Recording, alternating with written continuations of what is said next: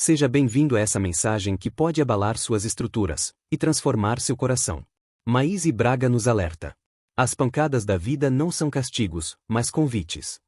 Em um mundo repleto de crises, perdas e rupturas, muitos se perguntam: por que tanto sofrimento? Planejado pelos espíritos superiores? Tem algum sentido?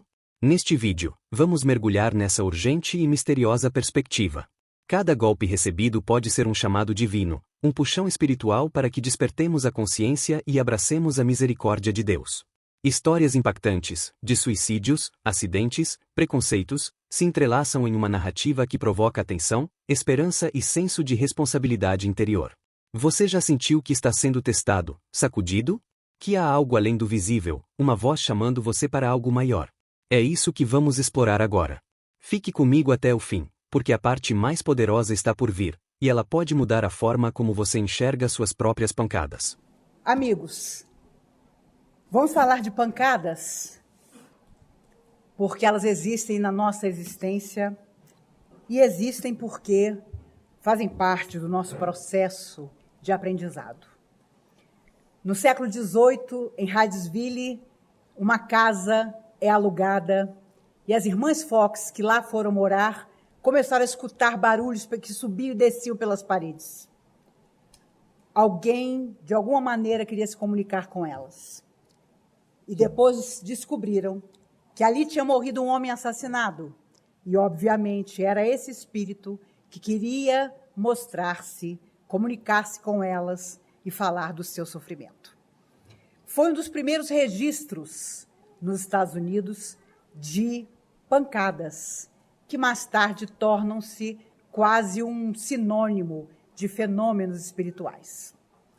Foram perseguidíssimas, obrigadas pela própria família a desdizer tudo que o espírito contou a elas. Enfim, uma série de coisas aconteceram, mas mais tarde confirmaram que realmente os fenômenos existiam e a entidade sofredora que pôde ser socorrida também.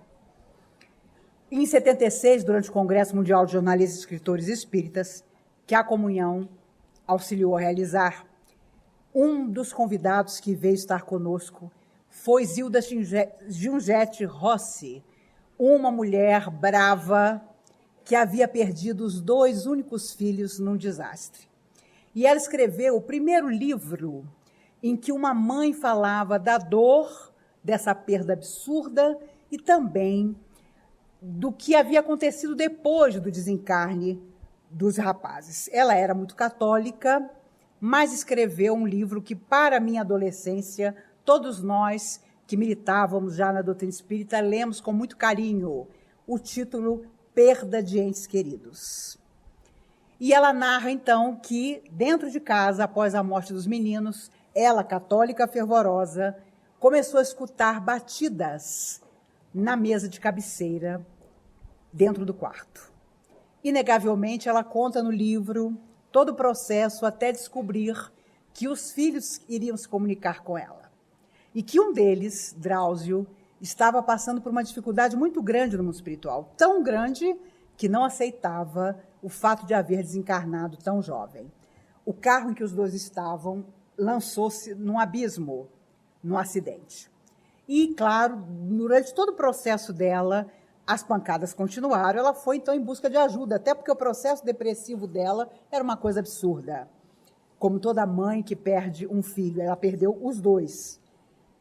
Ela, então, descobre que a espiritualidade estava tentando comunicar-se com ela para dizer que os filhos precisavam de ajuda, e, é claro, havia um objetivo maior que surgiu depois, que era que ela, uma pessoa completamente leiga sobre vida além da morte, com os detalhes que a doutrina espírita nos traz, pudesse escrever o livro. Era uma pessoa formidável, uma mulher educadíssima, e ainda muito comovida, ela nos contava em 76 a história dos seus filhos. E principalmente por ter descoberto depois, em orientações espirituais, que os 2, há muitos séculos atrás, tinham sido 2 salteadores de estrada. Eles provocavam, eles assaltavam nas estradas e, para ocultar o crime, eles lançavam as carruagens com os donos dentro no abismo. Coisa que os 2 vieram a resgatar renascendo como irmãos e passando pelo mesmo processo no seu desencarne doloroso. Mas havia um problema. Enquanto um deles, no mundo espiritual, cedeu a situação, o outro, mais novo, não se conformava. E começou a ficar aquele espírito birrento mesmo. Daqui eu não saio, daqui ninguém me tira, eu quero estar dentro da minha casa, eu quero estar com meu pai e minha mãe, eu quero criar complicação. Começou o desequilíbrio. E os espíritos tentaram de toda maneira ajudá-lo, com a ajuda do irmão. O irmão era muito maduro, já na Terra, aquela alma mais experiente, no fundo tinha uma ideia de que desencarnaria cedo.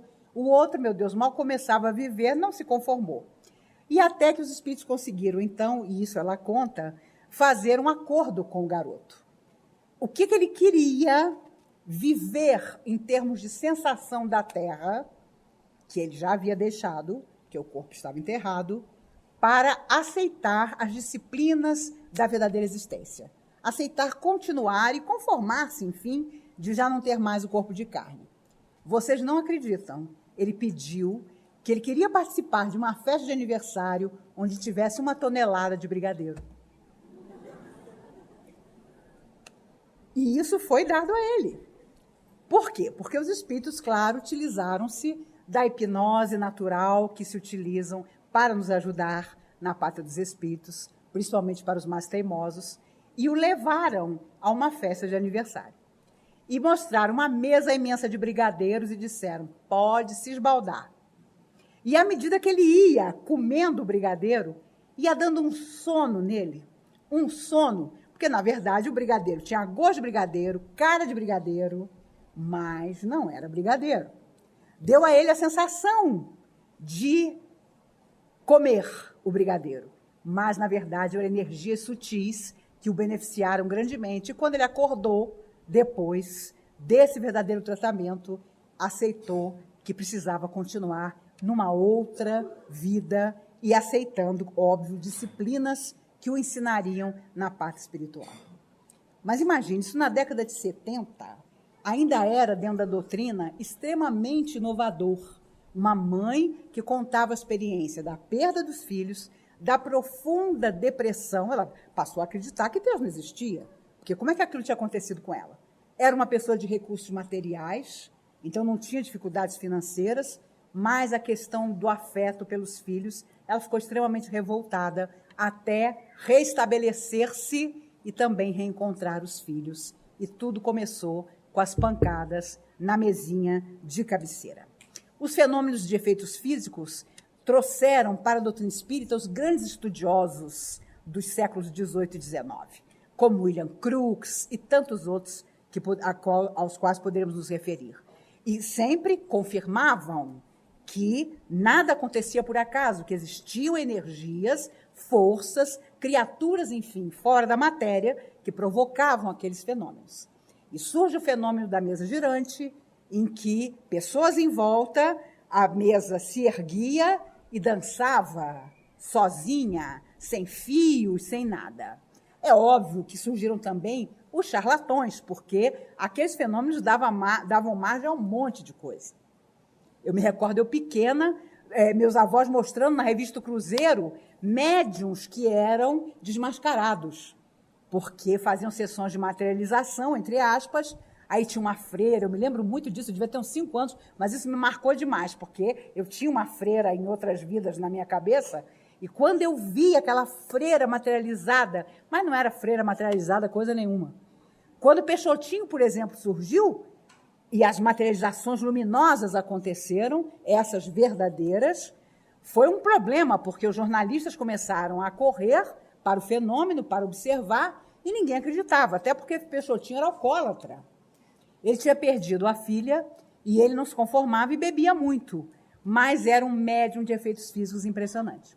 O Dr. Bezerra de Menezes, quando se materializava, ele deitado na sala escura, Peixotinho, ele usava um pijama super listrado, porque no escuro dava para ver as listras do pijama, para as pessoas verem que ele estava deitado ali, enquanto um Bezerra de Menezes estava materializado, em pé, falando.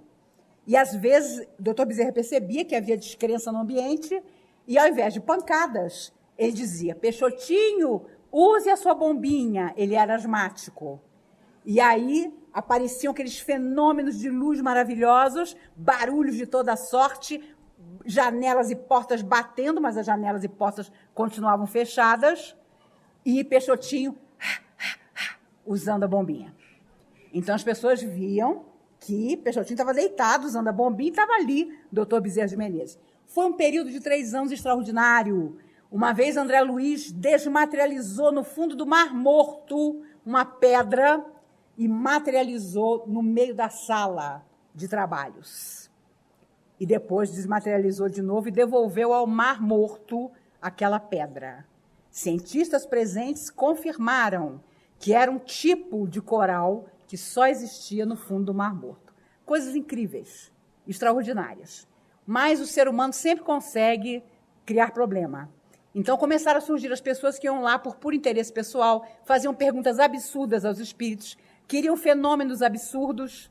E um dia André Luiz, materializado, disse, visível a todos, nós queremos tanto espiritualizar a matéria, vocês não. Esse trabalho está encerrado. E nunca mais as materializações aconteceram. Dizem os espíritos que no futuro elas voltarão a ocorrer, porque naquela época atraíram muita gente que se tornou espírita e levou a doutrina espírita para a frente, e hoje o objetivo seria atrair médicos, pesquisadores para a comprovação da vida fora da matéria. Eu me lembro que o Dr. Bezerra, na década de 80, dizia que se isso viesse a acontecer aqui em Brasília, a comunhão já estava escolhida como um dos lugares onde essas materializações aconteceriam. Então, eu acredito que, quem sabe, muitos dos médios que hoje estão estudando na casa, oportunamente, contribuam com seu ectoplasma para que eles possam se materializar e esse processo todo continue. Os processos de violência também são pancadas, muitas vezes. Os loucos foram tratados por muito tempo de forma absurda, através de espancamentos e outras coisas. Surge Felipe Pinel para dizer, vamos amá-los. Eu quero curá-los, mas se não conseguir, vou amá-los. E aí a loucura nunca mais foi vista da mesma maneira. O mundo percebe que o louco, na verdade, era alguém que não tinha encontrado razão nenhuma para ser normal. E, claro, a doutrina espírita nos esclarece que toda loucura, ainda que, claro, tenha origem em vidas anteriores e tenha na mente uma obscuridade, está relacionada às questões espirituais. Por isso, em tempos como os de hoje, em que nos sentimos muitas vezes agredidos por pancadas verbais de quem está desequilibrado, pelas nossas próprias pancadas, os espíritos, quando falam, por exemplo, de palavrões, eles nos querem dizer, não que moralmente nós sejamos proibidos de falar palavrão, mas eles nos lembram que os palavrões, pelo próprio momento em que nós externamos aquela palavra rude, traz uma energia tamanha que começa a nos prejudicar imediatamente. Por isso, eles dizem que o ideal seria que nós não falássemos palavras de baixo calão, porque elas têm uma energia muito forte. E é claro, nos dias de hoje, quando às vezes vamos dormir pensando na miséria moral que parece bater a nossa porta diariamente, e no dia seguinte as notícias nos trazem ainda mais miséria moral, ficamos nos sentindo envolvidos por energias difíceis de serem superadas, com amor e esperança, principalmente, embora os espíritos digam que nunca precisamos tanto disso, como hoje. Existem os reencontros traumáticos na nossa família, no afeto, que são pancadas também. Às vezes doamos o nosso melhor a um coração e ele revida sendo grosseiro, egoísta e nos traindo, não fisicamente falando, mas dentro daquilo que consideramos mais sagrado, que são os sentimentos que depositamos ao cuidado do outro. Óbvio que sempre haverá a possibilidade de ser um reencontro do passado, mas isso não pode continuar. Nós precisamos encontrar na Terra as pessoas, sim, mas precisamos transformá-las nos transformando. porque senão nunca sairemos desse processo reencarnatório infinito. Outro dia alguém que combate a doutrina espírita disse na televisão: eu não aceito essa coisa de fez, paga, fez, paga. Isso não acaba nunca. Se eu pudesse ter entrado lá na televisão, teria dito: acaba. Quando um dos dois opta por perdoar, por equilibrar-se. Mas enquanto isso não acontecer, é esse vai-vem mesmo da lei de causa e efeito. Nós vivemos pancadas muitas vezes de preconceito. Há determinados valores, entre aspas, que a sociedade considera importantes, que às vezes nós não possuímos. Então, às vezes, você sofre preconceito porque não tem dinheiro, porque não tem beleza física, porque não tem estudo, porque sua cor de pele é diferente, não é a que a maioria considera que é boa, como se isso pudesse existir. Preconceito quanto à sua sexualidade é preconceito que não acaba mais. E as pessoas, às vezes, para manifestar a sua falta de aceitação do outro, são quase violentas e se respaldam, muitas vezes na religião, muitas vezes na moralidade, dizendo que agem assim porque assim foram criadas, porque é assim que é o certo, e vai por água abaixo qualquer fraternidade, qualquer entendimento. O jornal Globo tem uma pequena crônica que aparece todos os dias, intitulada Há 50 anos. Então, há 50 anos, em 1966, o jornal, essa semana, trouxe que um grupo de cabeludos tinham sido presos pela polícia numa festa de iê-iê. E o delegado, feliz, comentava na primeira página do Globo que a primeira providência dele foi chamar um barbeiro e raspar a cabeça dos cabeludos. E apareceu uma psicóloga entrevistada no jornal dizendo que ela estava feliz porque realmente aqueles cabeludos simbolizavam uma tentativa da juventude em agredir a família, os pais, etc, etc. O que mais me chocou foi ler a notícia e lembrar que eu já tinha 8 anos em 66. Meu Deus do céu, foi uma pancada. Perceber que o que parecia do século retrasado, eu vivi. E é interessante perceber que as coisas, graças a Deus, mudaram demais. Porque então chegou 68, e por causa de uma comida ruim, e porque as meninas não podiam visitar o alojamento dos garotos, a juventude sai nas ruas de Paris, colocando nas paredes: exijamos o impossível, porque o possível pode esperar. E o mundo nunca mais foi o mesmo. Pela primeira vez, os adultos descobriram que existia um período da vida que se chamava juventude e que essa juventude reivindicava um mundo muito diferente. Hoje morreu Cassius Clay, o maior pugilista que o mundo conheceu. Um homem que, por 3 anos, não pôde subir num ringue para lutar, porque se recusou a ir à guerra do Vietnã. Mas ele não estava errado. E ele dizia mesmo nas entrevistas da época: eu não tenho nada contra os vietnamitas. Eu não vou lá para lutar contra eles. E queimou o seu certificado de reservista. Isso foi terrível. Ele perdeu todos os títulos que tinha. Foi uma barbaridade. Mas depois ele retorna e recupera tudo. Há 30 anos, ele tinha Parkinson. E, sem dúvida nenhuma, retornou ao mundo espiritual porque o seu tempo tinha acabado. Mas 30 anos de Parkinson é de se tirar o chapéu. Porque, em 2009, convidado por Barack Obama para estar presente numa solenidade dos Estados Unidos, ele pediu para não comparecer, porque já não falava mais, não tinha a mínima condição de estar em público, em 2009.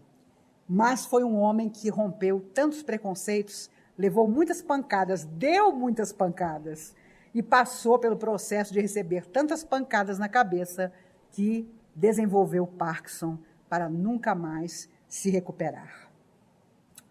As doenças que vão ganhando muitas vezes o nosso corpo já existem todas em nosso espírito.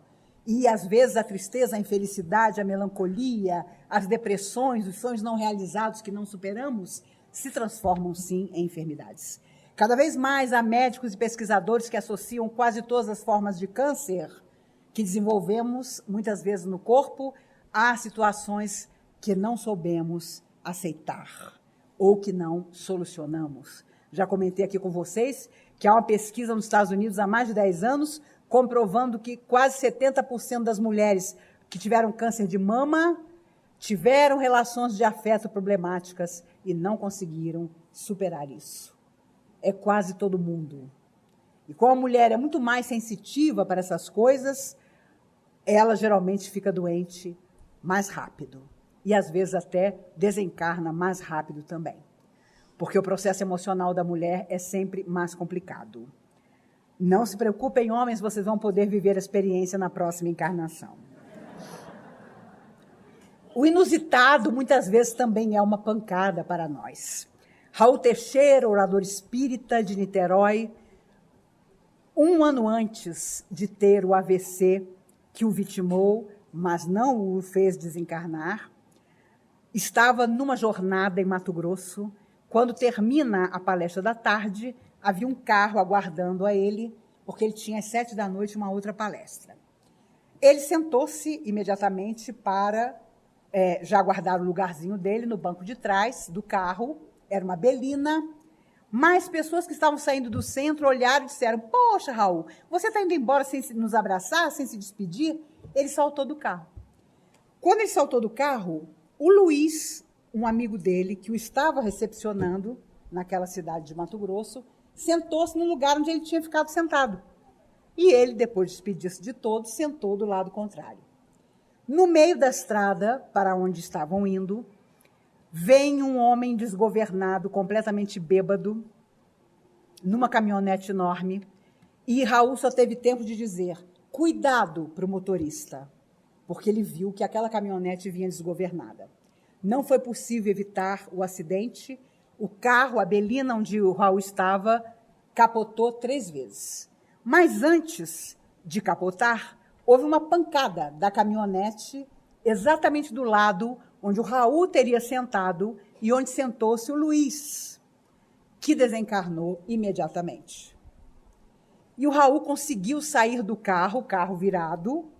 O Raul conseguiu sair do carro, pessoas já estavam parando. Ele, então, pediu ajuda para que as outras pessoas fossem retiradas, já sabendo que o Luiz não podia ter sobrevivido à pancada que havia recebido. Quando ele foi, mais tarde, a Salvador, Divaldo Franco o recebeu e disse: Raul, quando Joana me contou que fizesse uma vibração imediata, porque você estava envolvido num acidente, e quando eu soube que você não tinha desencarnado, eu não sabia se eu ficava feliz ou triste. E o Raul conta que disse a Divaldo: por que você não fica as duas coisas? Porque nem eu mesmo sei por que fui poupado. 1 ano depois, ele está num avião indo para Nova York fazer palestra, tem um AVC dentro do avião, a aeromoça pensou que ele estava dormindo, não o incomodou, e quando horas depois o avião pousa, ele já estava num estado de inconsciência muito grande. Isso em 2011, ele desde então vem com uma série de tratamentos, de fisioterapia formidável, desde os Estados Unidos, onde ele foi socorrido inicialmente, tentando recuperar a sua voz, porque foi exatamente a voz que foi comprometida. Eu confesso a vocês que há determinadas pancadas que acontecem que eu não consigo entender. Porque quando eu soube que Raul Teixeira tinha vivido isso, eu fiz uma lista rápida na minha cabeça de todas as pessoas que eu conhecia que mereciam perder a voz. E era uma lista infindável. Infindável. Por que Raul? Se ele tivesse tomado aquele avião para Nova York para matar crianças em Nova York, ele não teria tido o AVC. Isso é Maíse que está falando, né? Porque tem coisas que não se explicam. Há políticos que eu vejo na televisão, confesso a vocês, que têm idade para ser meus avós e que de vez em quando têm um problema de saúde. Aí eles vão para o Sírio-Libanês e eu penso, oh meu Deus, agora é a hora. Agora é a chance, a oportunidade da espiritualidade. O cara fica lá internado, depois ele sai, é entrevistado na porta do hospital. E um deles, inclusive, cada vez que faz isso, ele fica mais jovem do que eu. É impressionante. Então, deve haver algum motivo muito sério para que essas coisas aconteçam. Fazendo uma lista dos meus amigos desencarnados, mais jovens do que eu ou da minha idade, eu percebi que todos eram de uma gentileza, de um coração, de uma lenheza de trato extraordinários. Por isso eu digo sempre que Deus é muito seletivo. Ele vai nos deixando e vai levando aqueles que não vão dar trabalho do outro lado. Uma vez eu falei isso, não sei para quem, e um espírito me corrigiu, dizendo que eu estava me esquecendo que diariamente muitas pessoas também arrombavam a porta da morte em graves desequilíbrios, em loucura. Eram assassinos, eram criminosos. Eu até reconheço isso, mas que muita gente boa também já foi. E com certeza voltará ainda mais aperfeiçoada para mudar o mundo. Enquanto nós estamos aqui, as pancadas vão acontecer. Essa ilusão nós não podemos ter. Para cada um de nós haverá vários momentos de prova, momentos em que a nossa fé, a nossa certeza precisará estar ali, à frente. Na semana retrasada, eu fui falar em Águas Lindas e havia um grupo enorme de jovens. E aí eles queriam saber um pouco e tal, como é que eu tinha começado, essa coisa toda. E um deles, chamado Vinícius, pediu para fazer uma pergunta. E eu, pois não. Ele virou-se e disse, nesses 43 anos que você faz palestra, quantas vezes você perdeu o chão? Eu fiquei apaixonada pelo tal de Vinícius. Eu falei, meu Deus, que pergunta formidável. E ele ficou mais feliz do que eu quando eu respondi, muitas vezes.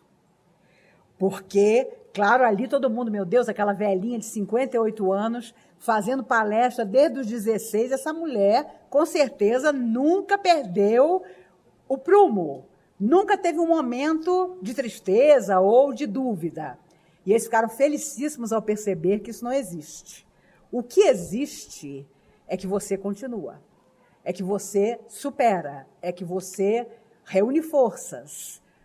Confesso a vocês, eu sei que com vocês não acontece isso, que vocês são muito valorosos, mas tem dia que eu acordo e eu já estou aquela velhinha que acorda 6h15 da manhã e não durmo antes da meia-noite. E quando eu acordo, eu reúno as forças para levantar, para lavar o rosto, escovar o dente. Já é o primeiro problema, você se olhar no espelho. Você lembra da cara que você tinha aos 20 anos. É um momento dramático, mas você supera. Até, como dizia a música que Elis Regina cantava, ler o primeiro jornal. E aí percebemos, pancadas existem porque elas também nos ensinam, nos fazem perceber quem somos, o quanto nós podemos mudar, o que está acontecendo dentro de nós e que precisa de corrigenda. Na terça-feira passada, fazendo uma palestra no Sanatório Espírita, eu me lembrei de uma história que aconteceu com o Divaldo Franco. Durante 40 anos, ele, com toda a tarefa extraordinária, a primeira palestra ele fez aos 19 e hoje aos 89, feitos em 5 de maio, ele continua fazendo palestra. E não envelhece, parece um professor de educação física, até hoje. Ele, durante 40 anos, foi acompanhado por uma entidade sofredora que o odiava e que ele chamava de máscara de ferro. A entidade para não ficar por baixo, o chamava de monstro. Imaginem a relação que existia entre eles. E esse espírito dizia a ele que eles tinham vivido juntos em 1625, na corte da França, onde o cardeal Richelieu mandava e desmandava entre os Luizes. Inclusive, ele dizia para Divaldo que Divaldo tinha mudado muito, porque eles, naquela época, não acreditavam em Deus. Até acreditavam, mas acima de Deus estava a França. E quando esse espírito se empolgava, ele só falava em francês. E Divaldo dizia, menos, pelo amor de Deus, eu não falo francês nessa encarnação. E o espírito ficava doido. Você ficou mais ignorante do que você era. Enfim, o homem era de uma perseguição absoluta. 10 anos, esse homem desapareceu, esse espírito sumiu. E Divaldo já feliz, meu Deus, eu levei tanta pancada nesse espírito, porque ele era implacável. Divaldo não podia fazer ou falar nada que ele aparecia e falava horrores. Mas durante 10 anos esse espírito sumiu. Uma noite, uma chuva pavorosa em Salvador, Divaldo escuta um choro de bebê na porta da mansão do Caminho. Quando ele abre a porta, uma criança, uma menina, recém-nascida, imunda, molhada. Divaldo a segura. Meu Deus, quem é que pode ter deixado essa criança aqui? Mas era um lar de crianças e a pessoa, obviamente, entregou ali, sabendo que Divaldo cuidaria. E Divaldo contava, a menina era horrorosa. Ela era tão feia que eu olhei para ela, tirei ela da chuva e disse, minha filha, existe rainha de tudo, rainha da cebola, rainha do tomate, você vai ser a rainha do horror. Com essa cara que você tem. Nisso, 10 anos sem dar notícia, aparece à frente dele o Máscara de Ferro. E diz a ele, Divaldo, você vai amá-la? Ele olhou para a menina e, para brincar com o espírito e esconder a própria emoção de estar vendo o espírito de novo ali, 10 anos de folga, e o espírito apareceu, ele disse, olha, eu vou amá-la sim, talvez seja a única coisa que eu possa fazer por ela. Mas eu estou aqui pensando que as mulheres feias na Bahia são as que se casam melhor. Eu não sei por quê, mas mulher feia na Bahia se casa sempre bem, as bonitas não dão sorte. Eu vou amá-la. E o Máscara de Ferro começa a chorar pela primeira vez e diz, Divaldo, ela é minha mãe que volta à terra. Se você amá-la, eu te perdoo. E assim aconteceu. Divaldo a amou, a criou, a agasalhou, tornou-a uma das muitas filhas que ele tem até hoje. Ele mesmo diz, já tenho 17 bisnetos das mais de 800 crianças que ele criou. Mas aquela era a mãe do Máscara de Ferro. E foi só aí que o espírito o perdoou. Quando percebeu que Divaldo amaria aquela menina completamente enjeitada pela vida. Por isso, às vezes, quando a vida nos bate, ela está aguardando que nós tomemos uma decisão definitiva. E conforme a reação que nós vamos ter face ao que nós estamos vivendo, quantos espíritos que nos odiavam nos entenderão? Quantas almas que nos perseguem na invisibilidade, na sombra, nos desculparão e virão para o nosso lado, finalmente convencidas da nossa tentativa de realmente mudar. Não vivamos iludidos. Todos nós estamos atravessando horas difíceis, ou vamos atravessá-las. Talvez reclamemos hoje da vida que tivemos até essa data, sem imaginar que os dias que virão serão tão ou mais difíceis. Não deve morrer a esperança. Não devemos revidar as pancadas, porque então o processo de energia não acaba. E nunca foi tão difícil como hoje estar em equilíbrio em toda parte. Na rua, no trabalho, nas próprias manifestações que, claro, querem o melhor para todos. Enfim, na nossa posição como cidadãos e que nós nunca devemos deixar de ter. Entretanto, algo muito maior precisa nascer em nós.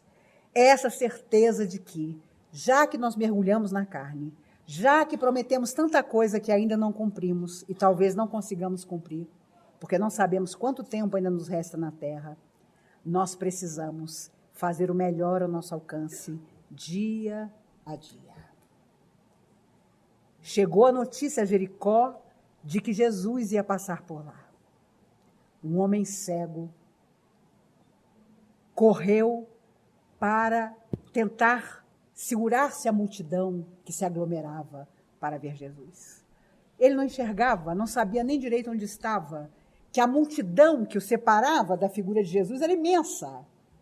Mas, sabendo que Jesus estava à frente da multidão, ele começou a gritar: Jesus, filho de Davi, tem piedade de mim. E gritava cada vez mais alto: Jesus, filho de Davi, tem piedade de mim. E as pessoas em volta começaram a dizer: você é louco, não grita, ele está muito distante, há uma multidão entre você e ele não vai te escutar. Nós mal conseguimos escutar você, estamos aqui próximos a ti. Ele não desistiu. Jesus, filho de Davi, me socorre, tem piedade de mim. Jesus manda um dos discípulos buscá-lo. E ele vem lá do fundo daquela multidão enorme. Ao chegar frente a Jesus, Jesus simplesmente lhe pergunta: que queres que eu te faça? E ele responde: Senhor, que eu veja. E Jesus lhe devolve a visão que, na verdade, nunca tivera, porque nascera cego. Tinha vivido todas as pancadas da vida. Os endemoniados que as famílias mostravam a Jesus estavam profundamente machucados sempre, porque apanhavam loucamente na tentativa, diziam os familiares, de que os demônios saíssem deles. Mas Jesus respeitou de tal maneira aquele homem que, mesmo obviamente sabendo que ele era cego de nascença, pergunta antes: que queres que eu te faça? Porque os interesses podiam ser outros. E Jesus jamais criaria obstáculos para um legítimo interesse de alguém que tão de longe gritava por ele: Jesus, filho de Davi, tem piedade de mim. E acredito que nós talvez às vezes vivamos dias em que somos como o cego de Jericó. Pedimos a Jesus que se apiede de nós, das situações difíceis que vivemos, das incompreensões, dos sonhos que não se realizaram, das pessoas que deixaram de nos amar e haviam nos prometido tanto nos amar. Mas nos cabe também entender que de nossa parte não podemos desistir. Já desistimos muitas outras vezes, em múltiplas vidas. Estamos uma vez mais aqui. Somos os detentores das mesmas ruínas que criamos, agora para refazer o nosso destino e o destino da humanidade. Precisamos saber que as pancadas, se forem pedras, devemos utilizá-las para algo construir, senão de nada adiantará a nossa vida aqui na Terra. Amor, dizem os Espíritos, é aquilo que substitui todos os desequilíbrios e refaz os caminhos. Precisamos, portanto, como diziam as nossas irmãs aqui, no comentário delas, antes de estarmos com vocês, amar. Amar até doer, como dizia Madre Teresa de Calcutá. As pancadas da vida ensinam ou às vezes tornam o nosso coração ainda mais árido, e é isso que nós não podemos deixar que aconteça.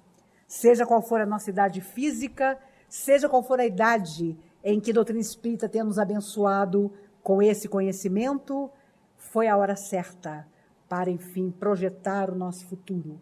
Nem tudo talvez consigamos fazer nessa vida, mas o que pudermos, façamos, para voltar à verdadeira existência, não com vontade de comer brigadeiro, mas certos de que nós vamos nos reciclar e recomeçar sempre. Uma vez, Divaldo, pouco depois de ter o infarte, foi ao Uberaba visitar o Chico. E quando estavam sentados, frente à plateia, discretamente o Chico disse baixinho: eu soube, Divaldo, que você se casou. Divaldo disse: o quê? E ele já ficou imaginando: meu Deus, que gente fofoqueira. Quem é que inventou que eu casei, meu Deus do céu? É claro que eu não casei. Aliás, o Divaldo jovem, era um rapaz bonito, foi disputadíssimo pelas moças. Mas quando as moças se aproximavam e percebiam qual era a missão dele, ó, se mandavam. Divaldo ficou surpreso. Eu me casei? E o Chico insistiu. Eu soube que você está casado. Ele disse: Chico, você está sabendo mais que eu, porque eu não estou sabendo que me casei. O Chico, sorridente, disse: você se casou com a dona Angina. Ele tinha tido um infarte, que começou com um processo de angina. E o Divaldo disse: é verdade. E Chico disse: você tem sorte, Divaldo. Só tem uma mulher, eu tenho duas. O Divaldo: o quê? Você tem duas mulheres? Ninguém no mundo sabe disso. E o pior, são ciumentas. Quando uma se instala, a outra vem atrás. E o Divaldo: quem são, meu Deus?